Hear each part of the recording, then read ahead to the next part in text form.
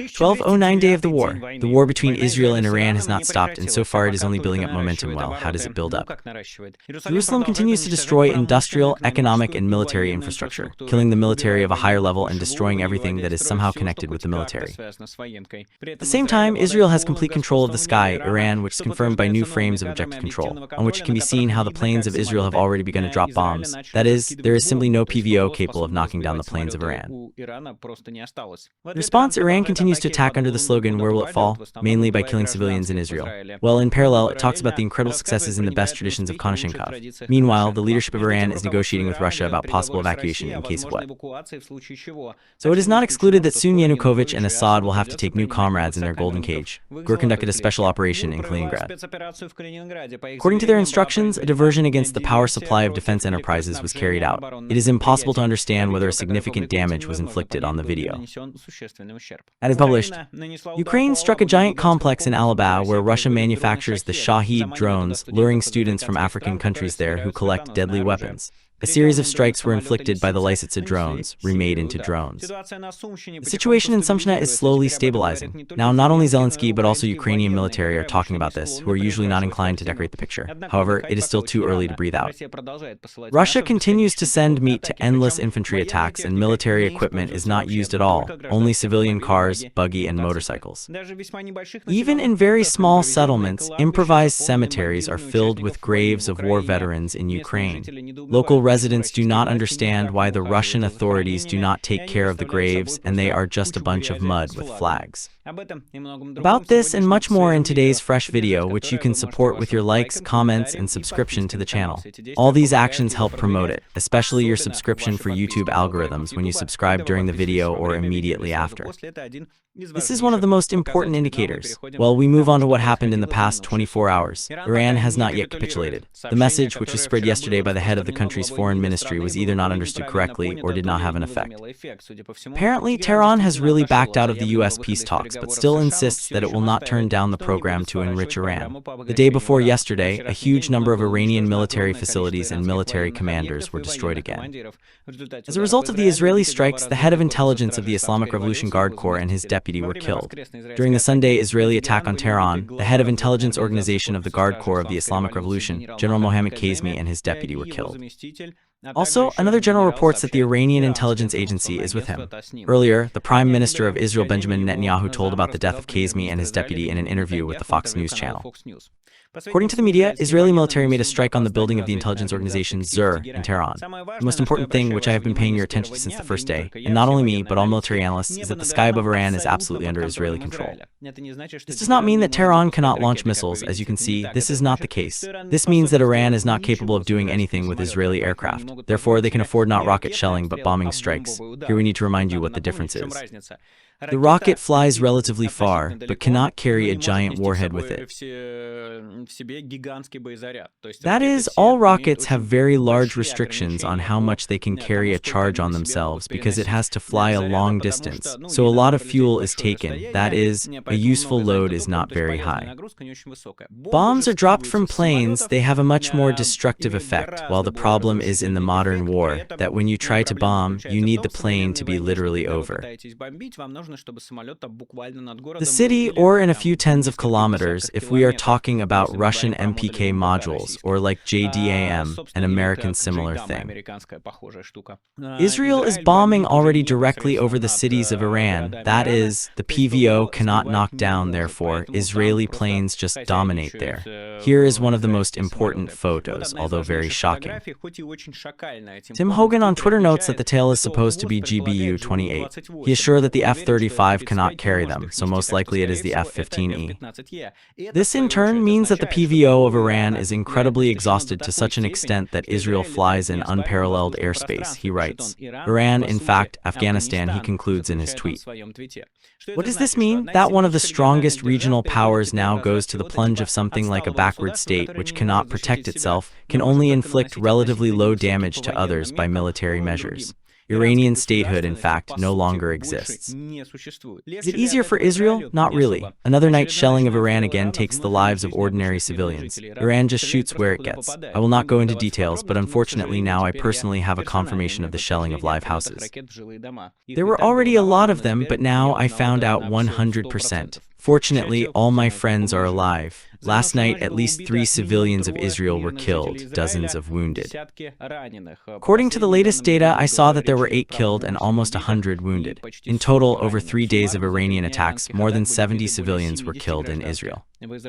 Apparently, the plan of Iran at this stage is to continue the missile attack until Israel agrees to the status quo of the upcoming operation on June 13, i.e. the continuation of Tigran's work on the nuclear program. The calculation is rather weak because, as I told you, this is a game with a zero amount for Israel. The appearance of a nuclear warhead in Iran increases the probability of its application to Israel to critical levels. The official Tigran has repeatedly declared his goal of completely destroying the state of Israel and killing all Jews. These are not just words. His proxies, Hezbollah in Lebanon and Hamas in Gaza, have repeatedly attacked Israel, as well as Iran's ally, Hussites. Tigran supplies weapons to all 3 of them and sponsors their activities, so Israel will go to the end. What does this end look like? You have probably already read and heard everywhere that it is impossible or almost impossible to bomb Iran's nuclear facilities if they're too deep underground.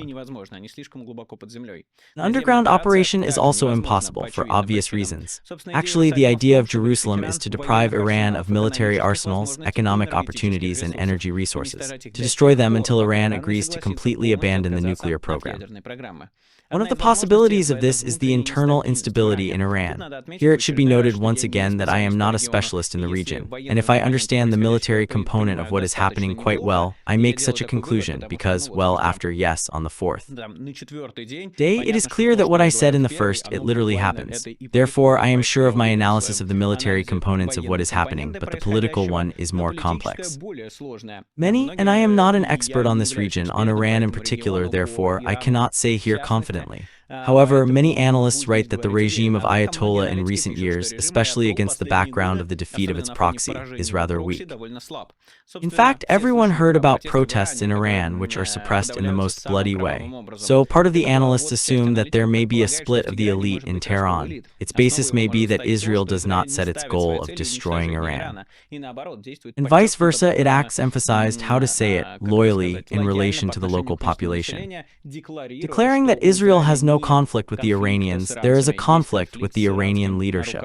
The action in this direction is carried out to force the action in the direction of the destruction of the industry, military facilities, energy facilities. The action in this direction is carried out to force the action in the direction of the destruction of the industry, military facilities, energy facilities.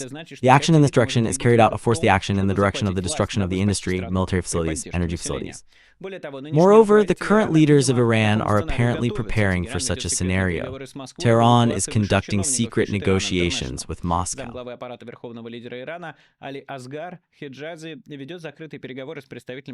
About the evacuation of the top officials, says Iran International, the deputy chief of staff of the top leader of Iran, Ali Asghar Hijazi, conducting closed negotiations with representatives of the Russian authorities about possible evacuation in the event of a further escalation. The situation after the strikes of Israel, Iran International reports about this with a link to the sources. As far as we know, one of the Russian officials allegedly gave Hijazi a personal guarantee of evacuation for him and his family. The sources also claim that there are similar agreements with other Iranian officials. Some have already determined possible escape routes. The collection of Putin's Pokemons may increase, otherwise Yanukovych and Bashar Assad may have already missed a new person in their company. I cannot assess the probability of success of this option since I do not understand the internal policy of Iran. But I can see that the Yastrib party is actively destroying Israel physically, in daily mode. All of them, except for Ayatollah Khamenei. This may be due to the fact that a civil war in the country may begin at the time of his death. And if he, being alive, supports the forces that will contribute to Israel's compromise, then everything can end quickly and almost bloodlessly. It should be kept in mind that Iran is a huge country with a population of almost 90 million people. This is not Lebanon, this is not Gaza, this is not Syria. Civil war on such a territory can lead to prolonged instability in the entire region and in the world. In general, I briefly described to you what they are now writing about Iran. I emphasize that the war between Israel and Iran directly affects global processes, which certainly have a direct influence on the war in Ukraine. Some directly as an opportunity to supply funds to Kiev, some indirectly like oil prices, which soared forward against the background of what was happening. If oil prices are high, it can seriously help the Russian budget, which has dropped sharply against the background of oil prices falling. As for my plans, they are the following. I hope that the war in the Middle East will end as soon as possible, guaranteeing a long and strong peace. Iran is the only reason why there is still no peace in the region. Israel is already coexisting with almost all other countries, plus or minus normally, especially after the victory over Hezbollah. The whole instability of recent years is Iranian money and Iranian weapons. I hope that the people of Iran will finally gain independence from the dictatorship. This country was the leader in the number of scientists in the world at some point, and we owe a lot to Persian for its development. This is really a great culture, great people. There was absolutely such a straight road to development until the Islamic Revolution happened there, which turned all this into a bloody, theocratic, dictatorial regime. The people of Iran deserve freedom and a happy life no less than many others. However, the authority of Atoll not only does not give peace to other countries, but also keeps the fear of an Arab state in a great, beautiful country. In fact, this is quite strongly related to Russia. Israel is high, and let it all end soon and lead to peace in the Middle East. Well, now let's move on to Ukraine. Zelensky and Trump will negotiate at the G7 summit in Canada, says Axios. As Axios reports with a link to the White House representatives, the leaders of Ukraine and the United States will hold a bilateral meeting within the framework of the G7 summit. It is also reported that Trump plans to negotiate with the Prime Minister of Canada, Carney, and the President of Mexico, Shane Baugh. The main topics of the summit are the escalation of the conflict between Israel and Iran, American trade policy, and the situation in Ukraine. Actually, all this will take place before Tuesday, this whole summit. I remember Zelensky and Trump last time crossed in April 25 at the funerals of Pope Francis of Rome. Then their conversation was short. It lasted about 15 minutes. Well, so far we have a score of 1-1, not in terms of who wins and who loses, but whether there is any scandal or not. The first personal meeting of Zelensky with Trump after Trump came to power, ended with a scandal. The second was normal. Let's see what will happen now. A lot of mutual claims have accumulated. Donald Trump and America in general in recent times look nothing like, well, that is, America has absolutely lost any influence. By Trump's words, no one is particularly obedient. He is a hysterical person who does nothing at the same time. Well, when he does, then it goes to the minus, not to the plus. That is, the only thing that can be said about Trump over the last few weeks is that he, I don't know, led troops to California and held a military parade, which was just laughter and sin, absolutely. In general, everything. Well, even it would seem in the war between Israel and Iran, the USA must play a rather serious role, and they refuse it. And sometimes they refuse, sometimes they don't, in words. But in fact, they do not perform serious support to Israel, acting as such a gate, an open gate for Iran, in case he wants to somehow capitulate. But it seems to me that the USA should not be a gate. The USA should not be intermediaries. The USA should be the actors who actually achieve progress, the actors who influence this world, because the USA in any case influence this world. But how do they use influence? This is the question, and in fact, Trump makes the USA absolute impotents, who are not perceived now as they were perceived 6 months ago or until November. And then everything can be much worse. That is, the USA renounces its role, its leadership in the world. Well, it just destroys itself and the world itself. Therefore, I do not know what to talk about with Trump. I tell you that since November, I tell you that for me, the basic scenario with Trump is the absence of support for Ukraine and the absence of pressure on Russia. That is, we are discussing this with you in November. This was Trump's plan even before his election. Can it change? I do not know. Well, that is, so far I do not see any prerequisites for this. Zelensky can be very convincing, but Trump is an incredible moron who does not understand anything about what is happening in this world. Therefore, I do not know what to expect from this meeting. Write in the comments. In principle, we will see soon. Well, let's hope that it will give a positive result. It would be perfect, of course, if the United States started to pressure Russia. If the United States began to support Ukraine, Russia is now in such a situation where it will just push and fly off the cliff. Therefore, the help of the United States here would be very significant and could lead to the real end of the war in the fall or early next year. But so far, I do not see any prerequisites for this from the side of the American administration. But let's call me a Trump skeptic. Before we move on, I remind you that you can support this video also financially. You can do this on Patreon, the link to which is in the description. And by buying NVPN, this is a means of bypassing blocking that I do together with my team, which allows you to bypass blockages, watch YouTube at normal speed, use Twitter, Instagram, go to blocked resources. Russia wants to increase blockages more and more, introduce some of its state messengers, and so on. Therefore, even if you do not yet feel the need for VPN, then very soon you may need it. NVPN exists for almost a year. We are really bypassing blockages. We have a responsive support service, which is aimed at helping any person to do everything. All this is absolutely legal. In Russia, it is not prohibited to buy VPNs and use VPNs. Well, buying NVPN, you support this channel of finance, for which you have a big thank you. There are no oligarchs or bankers behind me. What else is there usually? Grants, countries, intelligence, Me5, Me6, Me10, Me25. There's nothing behind me, there is you behind me, and thank you very much for this. All links are in the description. GOR reported about an attack on an industrial substation in Kaliningrad. On June 14, at about 4 a.m. in Kaliningrad, intelligence agents of the Ministry of Defense of Ukraine carried out an attack on an industrial substation, as a result of which the power supply of consumers, including objects of the Russian Navy and the armed forces of the RF, located in the area of operation. These were reported by sources in special services in the morning of June 15. According to sources, the damage to Russia as a result of the diversion is almost $5 million. As reported, Ukrainian intelligence agents drained the cooling liquid from the power transformer under the station and then set the object on fire. After that, there was a fire, which seriously damaged the substation and led to the shutdown of electricity at Russian enterprises located nearby. We remind you that Russia no longer has a rear, neither in the east, nor in the west, nor in any point of the planet. The Russian war against Ukraine will burn, drown, and be destroyed, regardless of the level of its protection or location, the source noted. The video you saw is basically everything that is. Such an attack does not look like something that will take the system out of order for a long time. However, many small blows, what is called, can really work, but for this they must be more private and more significant. Drones attacked a special economic zone of the Alabuga industrial complex in Tatarstan, where shahedas are made. Unmanned aerial vehicles were spotted in the area of Kistopol and Yelobug. In Tatarstan, a regime of unmanned danger was declared in the morning at the airports of Kazan and Nizhny. The regime cover was introduced, with which the acceptance of aircraft ceases. Unmanned aerial vehicles of the aircraft type were used for the attack, which have long been used to strike on Russia's fuel and energy infrastructure. The video is published by the locals. Iranian Gorbut reports the details of the attack. In the morning, the Ukrainian BPL A-22 Flying Forest was attacked by the Alabuga AIS Alabuga in Tatarstan. It is no secret that the AIS Alabuga projects modernizes and manufactures BPL A-22 Flying Forest, including thousands of Shahed 136 units. The drone flew from the northwest. This is evidenced by footage from the factory of engineering equipment. Approaching the main workshop of the AIS Alabuga, he dropped the AIS bomb. The purpose was probably the training building, but due to the imperfection of the UAV, the AIS bomb fell near the factory workers parking. A similar situation occurred with the attack in April. The UAV didn't hit the power plant, it fell nearby.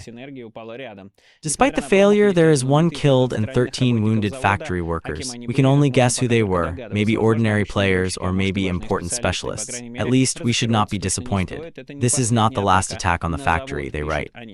It should be noted that Alabuga Polytech is not just a factory, it is a whole, almost giant city that produces shards, and the number of factories is constantly increasing. This is not an illusion, this is a well-known fact. This is known by people who work there and then told by people who work there. There are a bunch of photos, there are a bunch of fixations of this production, and so on. And probably this is one of the most evil military facilities in Russia, because foreign students are being hunted there, Russian students, underage students, literally on the assembly line of this weapon for the murder of Ukrainians. A huge number of bloggers advertised the law of polytechnics. They, however, did not tell that you would be collecting shards there. They said that it was a training center, it would be great, fun, and you would learn a lot. I think it's out of the question.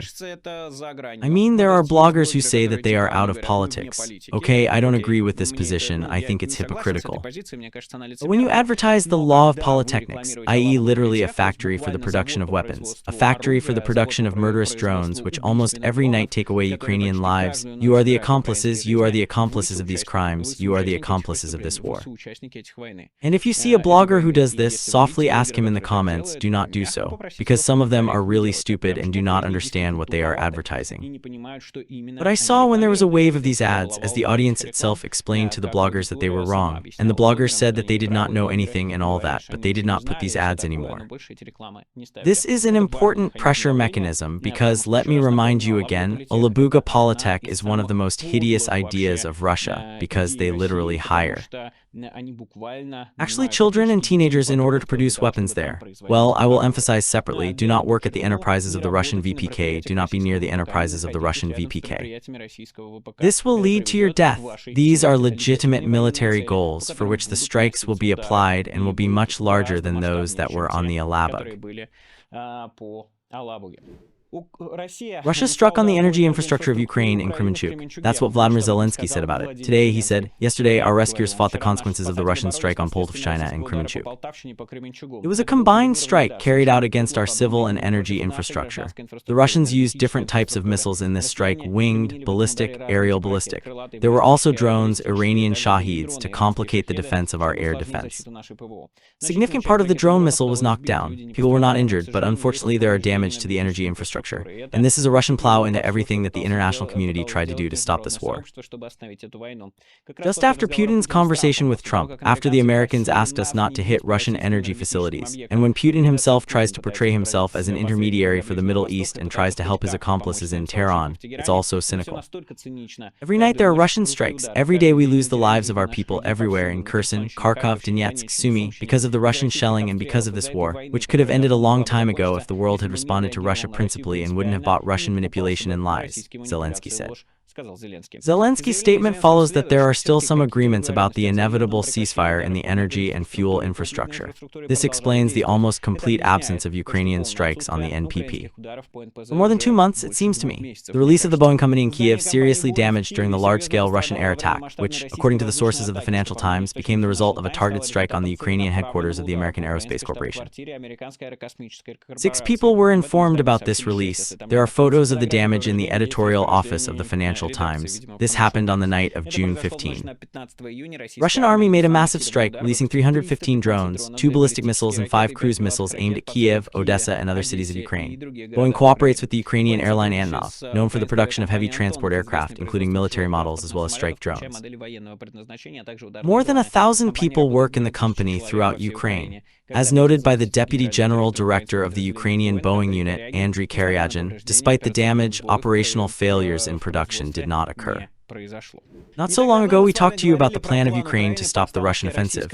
Let me remind you that the plan is as simple as a rake, at least in words. Make a death line, namely a drone line. A solid line under the control of various units of drone operators, which will not give soldiers the opportunity to move forward. When hitting the kill zone, which should be 15 km deep, they must die. The head of the unmanned systems, known as Madire, shows the intermediate results. 195 worms died in the course of June 15 by SBS pilots plus the line of drones of the SSU. The dawn of the day in the episode, 2 mosquitoes again. The creatures are completely liberated from the army of Karabiv on Sunday in the conditions of complicated flight capabilities. In 24 hours, 631 unique targets of the enemy were hit, and every 2 minutes something was spraying each worm on the drone. The video, as you understand, has to be blurred, but such an account of the Hungarian takes place every day. In fact, we wish success and expansion of the number of defeats. The Ukrainian military corps, Budusov, publishes a video of Russian attempts to sail somewhere on a boat. Why an attempt? Because it didn't work out very well, and Ukrainian drones or some other factors did not participate in this. Just an incredible skill of Russian fighters. It looked like this.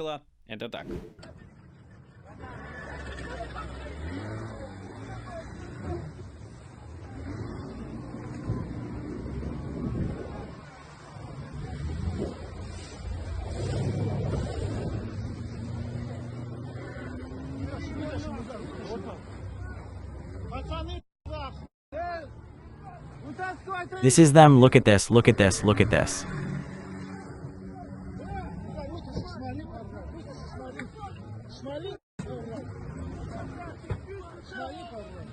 Look at this.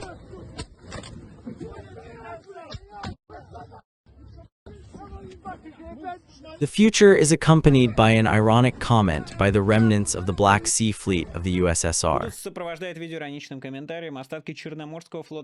The attempt to force the Dnieper during the occupied part of the Kherson region by Russian occupiers ended up not having time to start. Now let's talk about fortifications, including the Dnipropetrovsk region. Deep State has released a lot of material about fortifications in the Dnipropetrovsk region. I will give it to you entirely. Is there an engineered fortification structure on the Dnipropetrovsk region or not? Recently, there have been a lot of discussions and preparations for defense on the Dnipropetrovsk region, which the enemy was close to. The minority decides to say that the AFS is present, but the majority still continues to base on the bad preparation that everyone is used to seeing. After the critical problems with the engineering infrastructure in Kharkov, which we started to talk about and publish, the society abruptly reacted to this irresponsibility. On the web, more and more people began to discuss the problems of building defense, and quite rightly, questions and calls for the preparation of the AFS in Dnipropetrovsk region were often heard, with the approach to it of the enemy. And as practice shows, it worked. Our team has always tried to approach problems and criticism constructively and responsibly.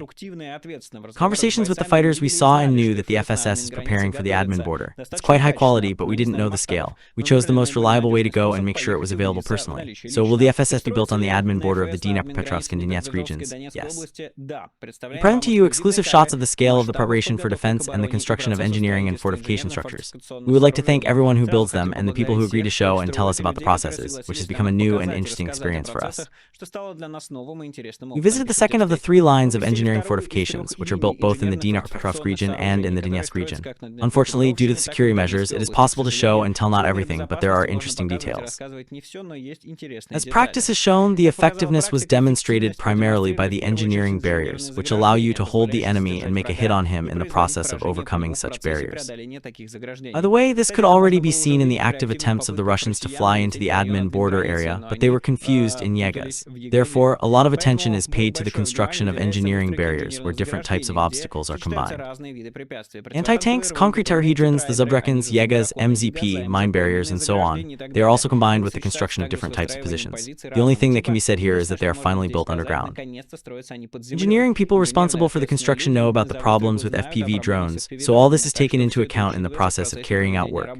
EFS is built in the form of an echelon defense, which aims to hold back and drag the enemy to the 7th maximum loss. This is hardly the only tactic of fighting the Russian horde, which mainly relies on endless infantry pressure. If you ask for resources, according to engineers, there are enough of them to carry out work, although with humor they say that there will never be enough of everything. The enemy watches the construction and sometimes tries to strike the technique with FPV drones, but it is worth noting that conclusions have been made in the defense of workers' cars. This can be seen on the photo, noted by Deep State. It is also worth noting that different people are responsible for each level of defense construction. Combat Brigade is engaged in this directly on the line of combat collision, but it is necessary to emphasize that they need resources for this. The second line is in the hands of military engineers, who build everything at the expense of over-resources and the state as a whole. The third line is the most serious and is under special responsibility, where the work is also carried out by military specialists with certain resources. Therefore, most of the processes depend on specific people who are responsible for their own stage of work. They allocate resources and how efficiently the checks are carried out. And the acceptance of work is the question of Deep State, and the most important thing here is to attract to the responsibility of all who neglect their duties, they emphasize. Finally, an interesting detail in relation to Western partners, who are also sometimes involved in the process for consulting, the transfer of experience, but the funniest thing is that they come themselves, take a certain combat experience and consult about the structure of defense. They can be understood, says Deep State. It's funny to watch their exercises where they place command posts in the middle of the field, guard them with Gabions, while we have real military experience of these processes. In conclusion, we want to say, says Deep State, that Dmitry Petrovsky has been preparing for defense for a long time, and the FS is present there. We will not evaluate the questions of quality, because there will be specialists who will be able to note some details where you can do better. But let's say exactly one thing: the process is improved, and this cannot but delight, but there are other aspects that will say that AFS is not a panacea to stop the enemy. The presence of engineered fortifications is important and very necessary, says Deep State, but as we noted, they are not a panacea from the enemy to stop it. First of all, AFS is necessary to complicate the movement, to use the opportunity to cause as much damage as possible to the enemy. There are other aspects that affect the process of combat actions: aviation and a huge number of KABs, which the Russians equate everything with land. The Russians are ready to throw them even at ordinary observation points. Unfortunately, there is practically no means of combat or resources are required against this type of weapons. Even NATO has entered the process of combat with KABs, holding a competition, but it will take a lot of time. The enemy has has a large number of APV drones with which it destroys absolutely everything that becomes on the way. Position, logistics, rotation process, work of our crews, and so on. Optoblocken has become an additional obstacle that brings a lot of trouble. And unfortunately, we are still critically behind in the amount of use for LBZ of this type with the existing FPV. There is also practically no means of counteraction against it, except creativity and resources, so that our crews are able to hunt the enemy in response. The work distance of 25 kilometers becomes an obstacle even in fast FAS at the depth of the territory. Endless infantry, another nuance that marks deep state which can interfere with defense. Endless infantry is the biggest problem on the line of combat. The horde, which does not end and constantly puts pressure on small groups at the positions of our fighters, allows the enemy to move forward. After all, the Russians simply do not count on losses and are ready to put thousands of infantrymen to fulfill the task. They continue to attract them in different ways: money, promises, propaganda. The only way to counter this is to have a large number of resources to simply destroy them. FAS plays an important role in this, to contain and give the opportunity to eliminate. We cannot be silent about the problems we have, which affect many factors of the war. They can be listed without a stop for several days, but we will focus on several very important ones, says Deep State. People are the most valuable in the defense process, which unfortunately are really lacking. It does not matter what quality the FAS will be built on if there's no one to hold them back. A lot of military people talk about it, and we have also emphasized this more than once. The issue is not even in the mobilization process, over which it is necessary to seriously sit down and think, and the issue is to learn at least not to lose senselessly those people who we already have in the ranks of the defense forces. Many commanders neglect this, and on top of that, they are not attracted to responsibility, but are removed from positions and put on others. Also, the military notes the problem in which it would be desirable to give priority to the selection of people for defense, so that there is an opportunity to inflict as much damage as possible to the enemy.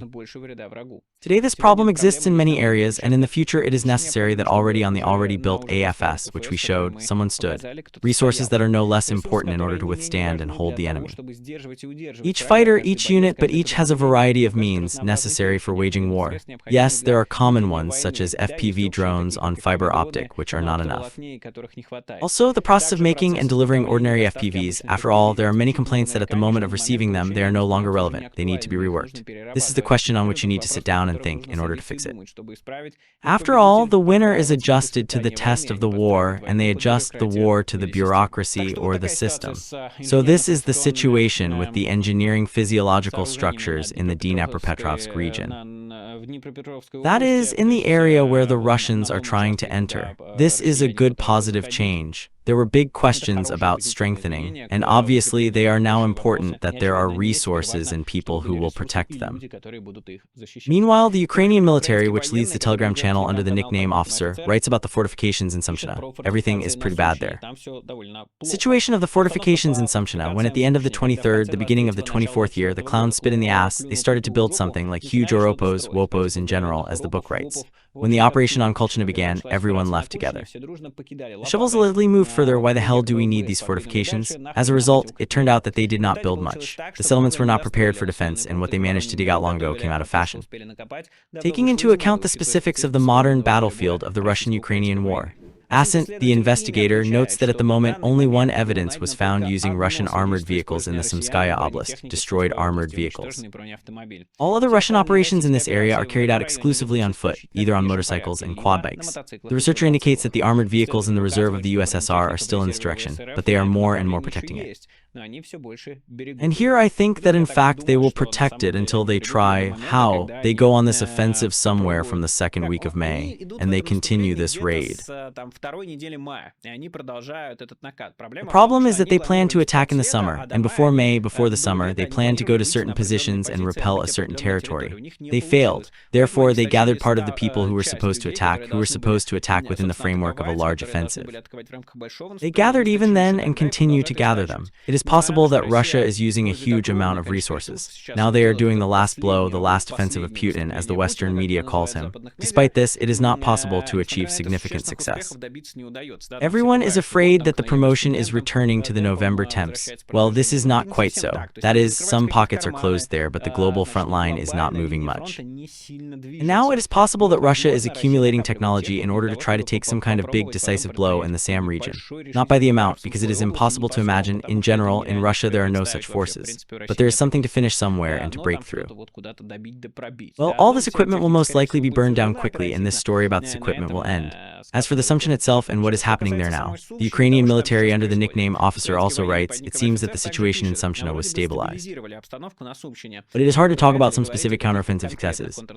For now, the situation in the Sumy region is somewhat similar to the situation in the beginning of the summer of 1924 in the Ovchatsky region, when the line of combat contact did not stabilize and was more flexible, which allowed to carry out certain counteroffensive actions after the Russian invasion. However, the conditions of the war have changed. There are more drones, so it's too early to guess something, he writes. Well, what is happening in the Russian army at this moment, and how is the endless stream of meat provided, which is going to die in these assaults? Now, once again, we will get acquainted with how this is done. Lieutenant of the 25th Army Igor Banov, born in 1967, wrote an emotional address in which he told about the lack of supply, please, the complete indifference of command and violation of the rights of the military. Я с 23-го года тут нахожусь на этой войне, да, которая называется СВО. Они так, афишируют. Но это не война. Я с 23-го года нахожусь. Я был на реабилитации дома. А мне сейчас не предоставляют ни разу ни отпуска, а каких-то отправляют в отпуск. And here since 1923, I've been on the front line since 1923. I've been on the front line since 1923. I've been on the front line since 1923. I've been on the front line since 1923. I've been on the front line since 1923. I've been on the front line since 1923. I've been on front line since 1923. Igor has been on the front line since 1923, and according to him, he has never been on a vacation at the same time. Fighters who are close to the commander receive another vacation, allegedly for military service, which no one has ever heard of. Some F***seekers who are closer to the commander's decision, he decided and said that this is free, they are going on vacation. Can you imagine what is going on? Yanov was dismissed from the position of officer, commander of the assault platoon, before commander of the department without explanation of the reasons. Now he serves in the platoon BPLA and claims that the soldiers provide for themselves. According to him, the soldiers themselves buy transport, fuel, food, equipment, and equipment.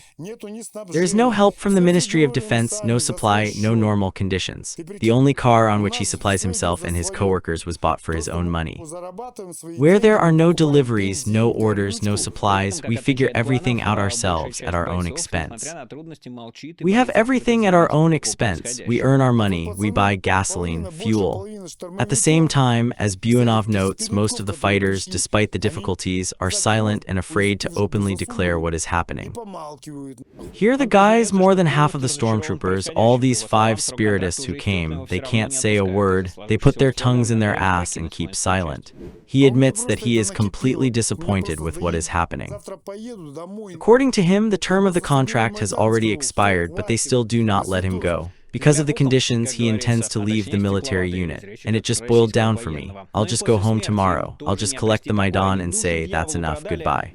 The Earth is F***ck, as they say, or rather it's glassy. After all, we're talking about the Russian military, but even after death, they didn't find peace either. They sold their soul to the devil. F***ck, you know what? This is what Alabuga, a member of the OSV in the city of Bikin, Khabarovsky Krai, looks like. The author of the video is outraged. Instead of memory, there is disorder. The graves are scattered chaotically, there is no blessing, weeds and garbage.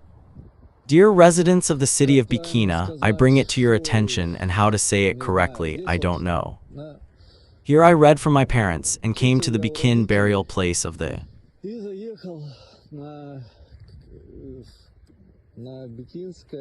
ancestors, that is, Alayaslava. Look how they are buried, there is no proximity, here is such a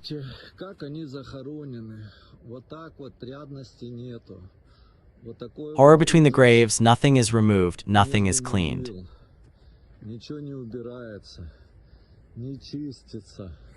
How can it be? Bikin is a small city when everyone knows each other.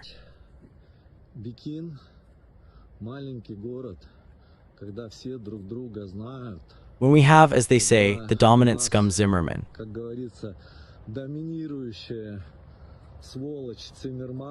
This is what they arrange in the cemetery. Look, it's not like that, it's not like that.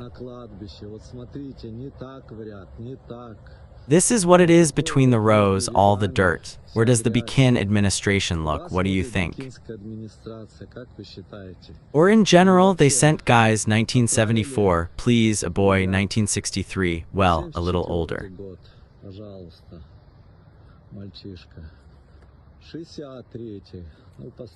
Someone has to take care of this, someone has to answer, someone has to be responsible for this. What do you think, dear Bikins?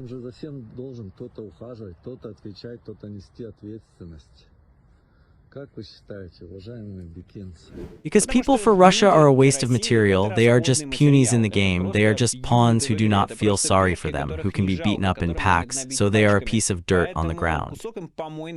They are, in fact, a field of glory with honor, because there are no Western or any other journalists who can show a beautiful picture. The Russian 24 correspondents will not come to this cemetery and will not show this to those who came to the TV, where Vladimir Putin and others tell how successfully they carry out a special military operation. Well, Michael Nacke was with you, and see you soon. All the best. Bye.